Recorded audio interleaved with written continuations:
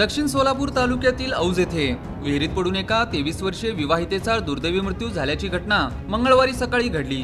सुष्मिता महाळप्पा लांडगे असे मृत महिलेचे नाव आहे। या घटनेमुळे परिसरात हळहळ व्यक्त होत आहे।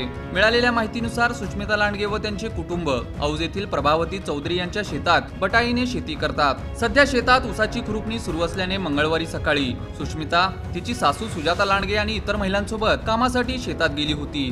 सकाळी सुमारे 7 वाजता सुष्मिता शेतातील शेळ्यांना पाणी पाजण्यासाठी विहिरीजवळ गेली। विहिरीतून पाणी काढत असताना अचानक तिचा तोल जाऊन ती खोल विहिरीत पडली। या घटनेची माहिती मिळताच तिचे पती महाळप्पा लांडगे, जे सादेपूर येथे कामानिमित्त गेले होते, ते तातडीने घटनास्थळी पोहोचले। स्थानिक नागरिक व नातेवाईक यांच्या मदतीने विहिरीत उतरून सुष्मिताला बाहेर काढले। त्यानंतर तिला तातडीने उपचारासाठी मंद्रुप येथील ग्रामीण रुग्णालयात नेण्यात आले। मात्र रुग्णालयात पोहोचण्यापूर्वीच तिचा मृत्यू झाला होता।